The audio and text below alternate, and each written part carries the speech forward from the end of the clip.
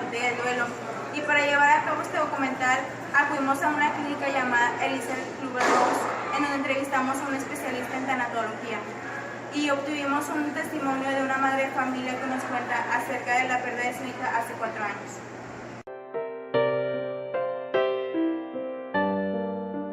Bueno, estamos aquí con la tanatóloga Alicia Hinojosa en el Centro de Tanatología Elizabeth Kubler-Ross, y vamos a empezar con la entrevista.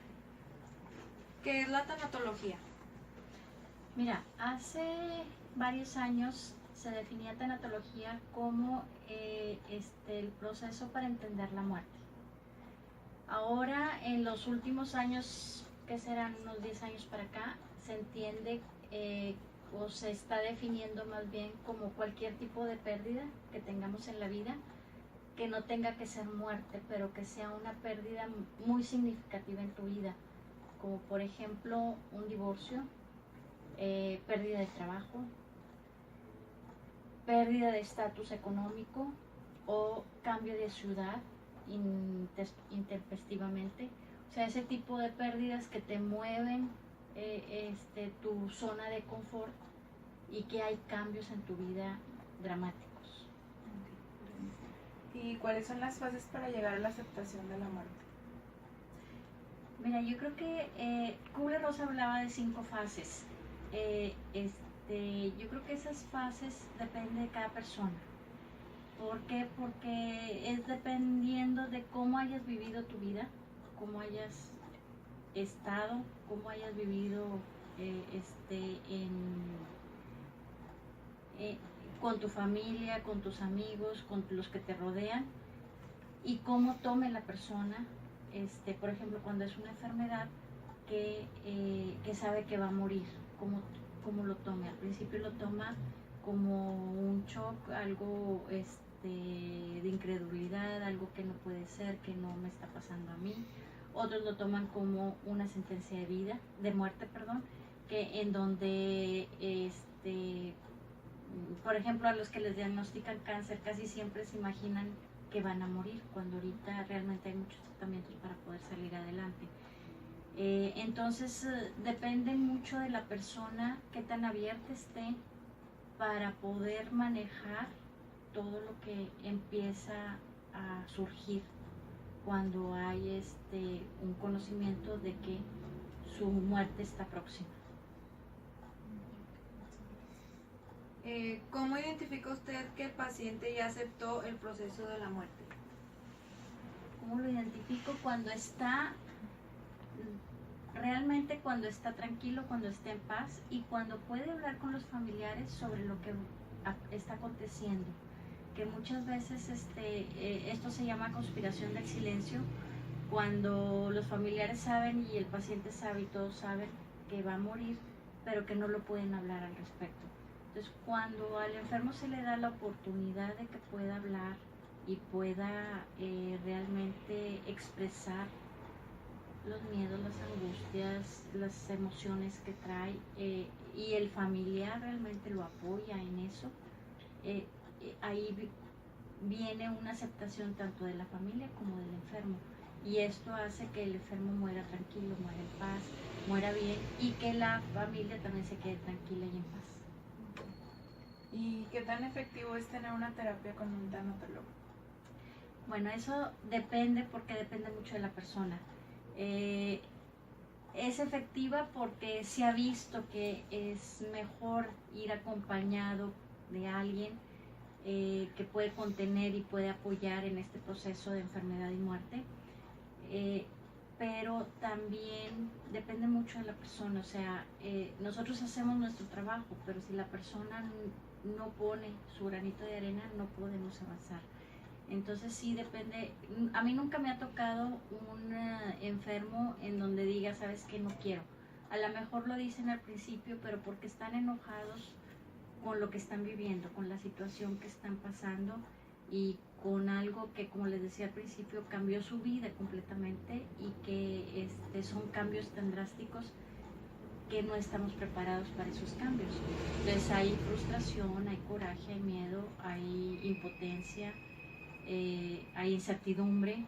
Entonces todo eso que se genera muchas veces lo expresan con enojos. Pero cuando empezamos a caminar con un enfermo y él empieza a ver que esto realmente es para ayudarlo a tener más herramientas para poder afrontar este tipo de situaciones, y en donde el tanatólogo no le va a decir qué hacer, ni va a opinar, ni le va a sugerir.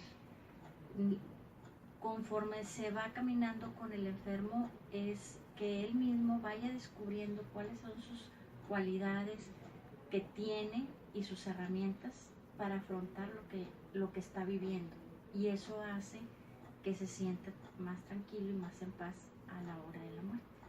¿Por qué? Porque también cierran círculos, que eso es bien importante. ¿Qué tipo de pacientes recurren más al tanatólogo? ¿De quien ha perdido un hijo, a un padre, a un cónyuge?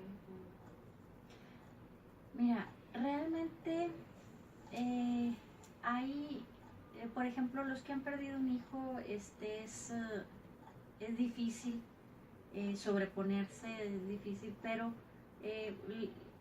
la gente que realmente sale adelante de una pérdida de ese tipo es porque ha trabajado mucho en sí mismo.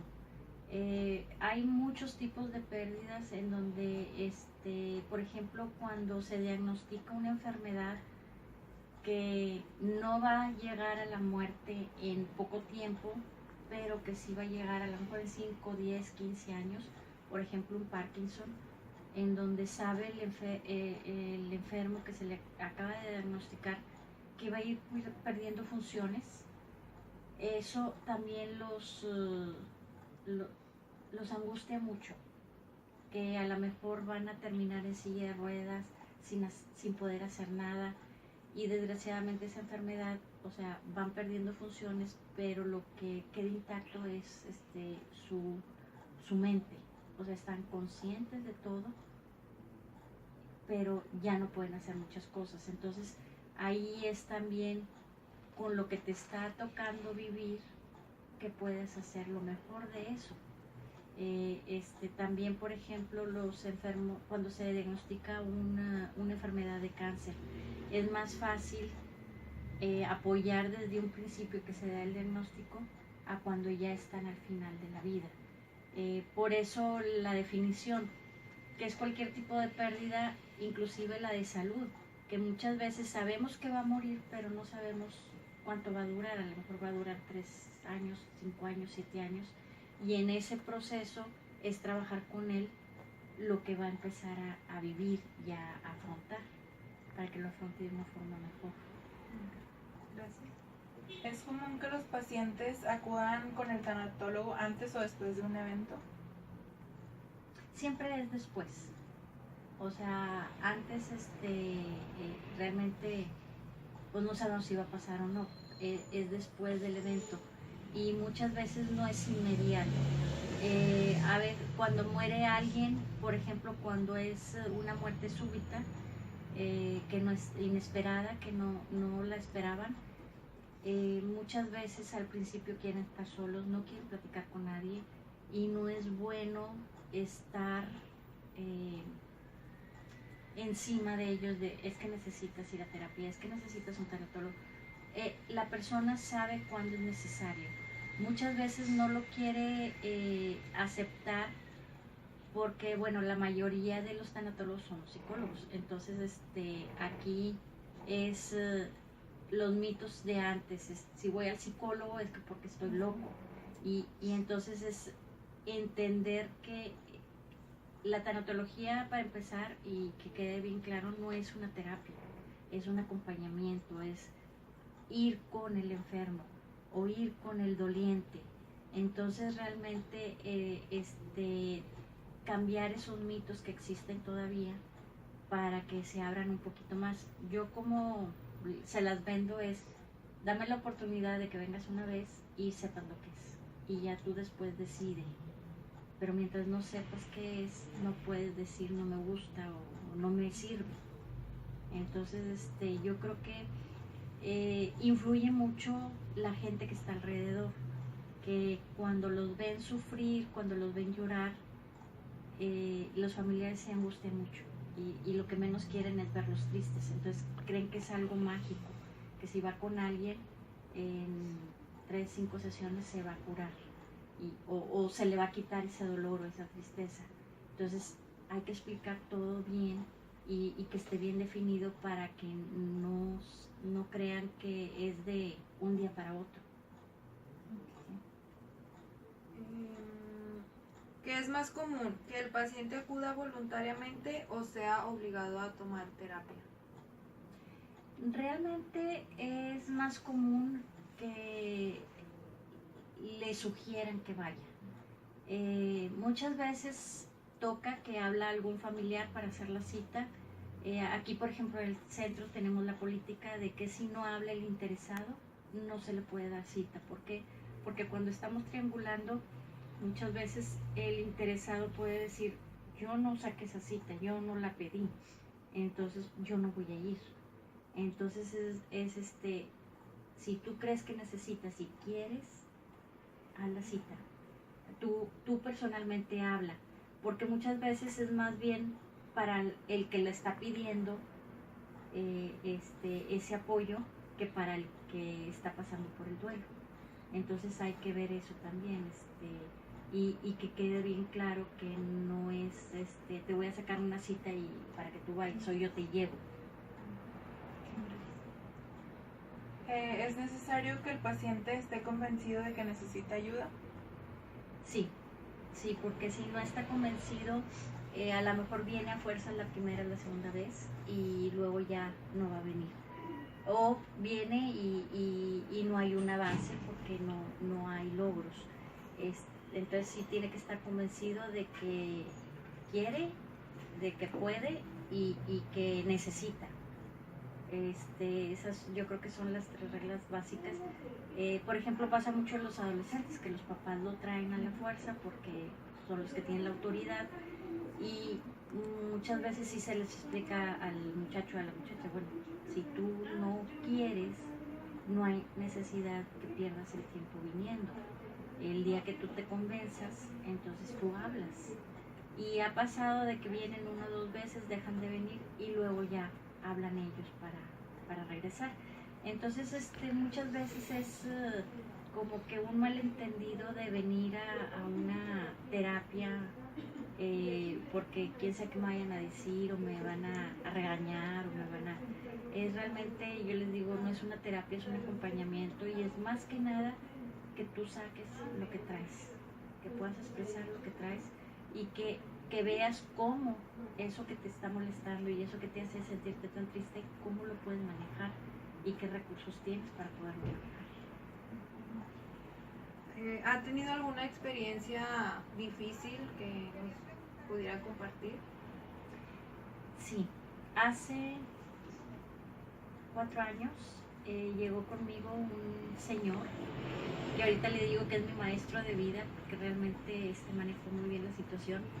Él llegó conmigo porque él es de Durango, él vive aquí en Monterrey, trabaja aquí en Monterrey, su familia vivía en Durango, y recibió una llamada diciéndole que se tenía que ir a Durango inmediatamente, que necesitan que estuviera allá. Después, ya que llegó allá, le dijeron que habían matado a toda su familia. Había llegado un comando a su casa y habían matado a la esposa, a un hijo de 22, un hijo de 20 y una niña de 9 años. Le quedó vivo un hijo que estaba en la cárcel y no le tocó estar ahí, y él que tampoco estaba ahí y estaba acá en Monterrey trabajando. Entonces, para que pudiera ver la vida otra vez con esas ganas de vivir, con esas ganas de quererla, sí fue una labor titánica, pero realmente es un hombre que tiene mucha resiliencia. Nos tardamos tiempo porque realmente era una pérdida muy grande, o sea, era casi toda su familia.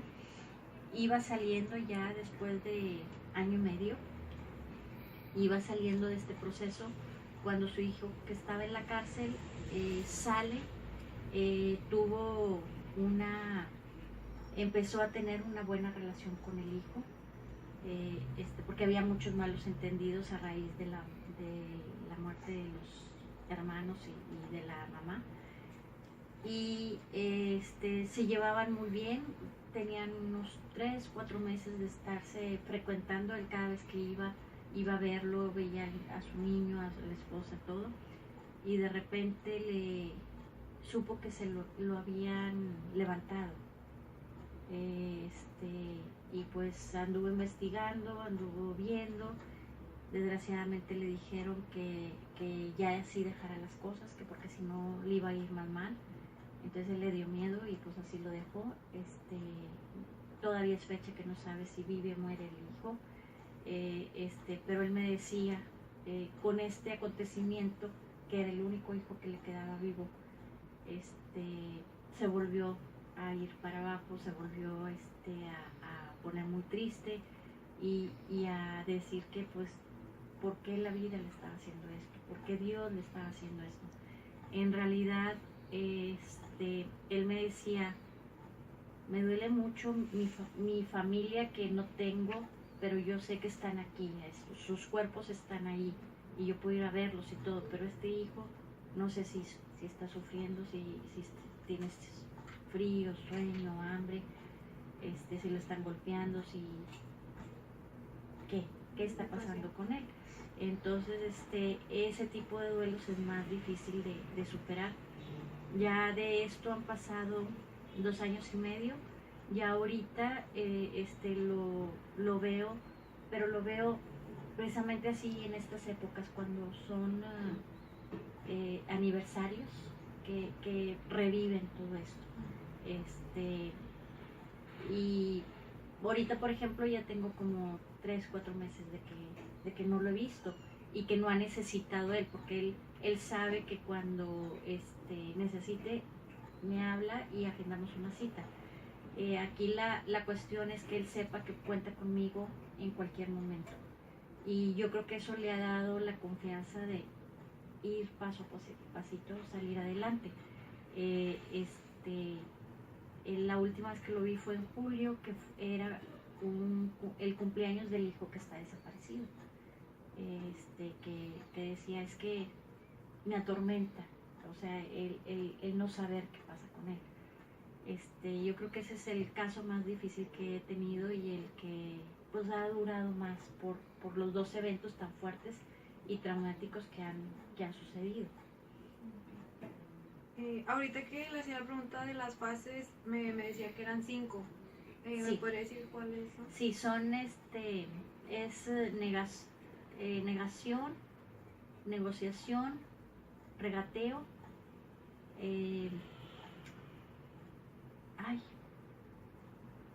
la última es aceptación, hay rabia o coraje, enojo. Y esas fases Kubler-Ross, esas muchas veces las personas las aplican para gente que está en duelo, pero en realidad Kubler-Ross las descubrió en sus investigaciones con enfermos terminales, en fase terminal, gente que estaba muriendo. Entonces yo les digo, no confundan, sí son adaptables a gente en duelo porque pues sí tienen mucho en común, pero son más bien para gente que está ya muriendo. Y son estas 5 fases no son que tengan que pasar por cada una, o que sea primero la de incredulidad y luego la de negación y luego la de negociación y luego el enojo y luego la aceptación. O sea, pueden estar al principio en aceptación y decir, bueno, me está tocando vivir esto, voy a ver cómo le hago, a ver qué me ofrece el doctor o qué cosas hay. Y luego entrar en enojo de decir, ¿por qué me está tocando esto vivirlo? ¿Por qué me tocó a mí si hay otra gente? O sea, pueden ir cambiando, son fluctuables y no tienen que pasar por las 5, a lo mejor pasan por 1 o 2 y ya. Y no tienen que llegar todos a la aceptación, que muchas veces no llegan a la aceptación, se quedan en el enojo, se quedan en la negociación de casi siempre con el que negocian es con el Ser Supremo, en el sentido de que, bueno, si curas, yo te prometo que me voy a portar bien, o voy a ir a misa todos los domingos, o me voy a acercar más a la iglesia, X o Y. Entonces, es algo así como que no tienen que pasar por las 5, no es 1, 2, 3, 4, 5, y muchas veces llegan o no pasar por ninguna y estar siempre en esa posición. Entonces, digo, depende mucho de la persona. Bueno, de nuestra parte sería todo. Muchas gracias por concedernos esta entrevista. No, muchas gracias a ustedes. Gracias por venir. Gracias.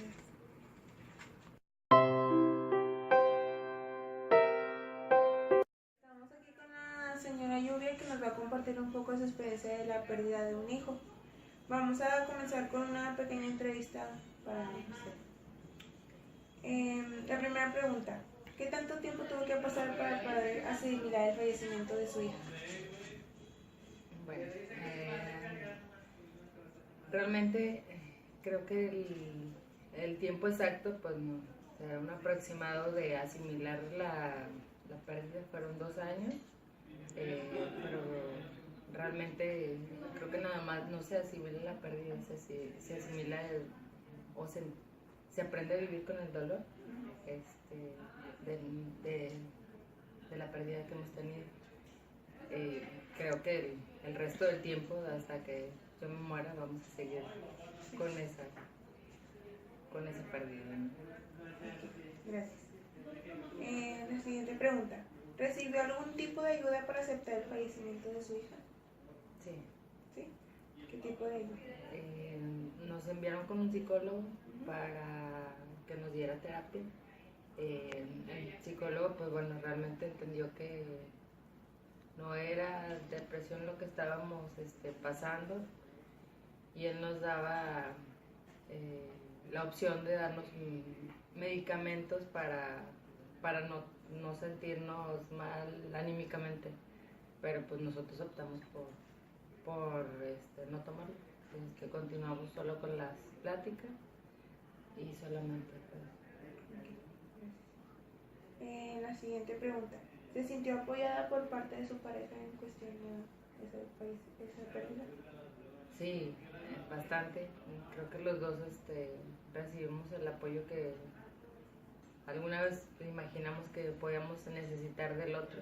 Fue muy importante, bueno, es muy importante, porque si no, pues yo creo que no hubiéramos podido salir adelante después de que ella falleció. Y por último, ¿tuvo alguna motivación para salir adelante? Sí, pues mi hija mayor,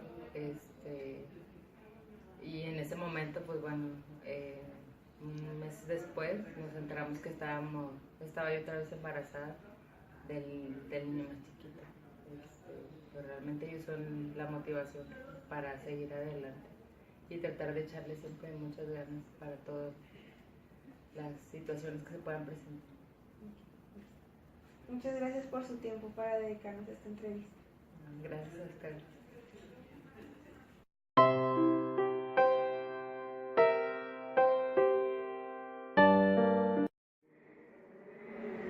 Como vimos en este documental, el proceso de la muerte y el duelo conlleva muchas cosas, no solo la pérdida de un ser querido.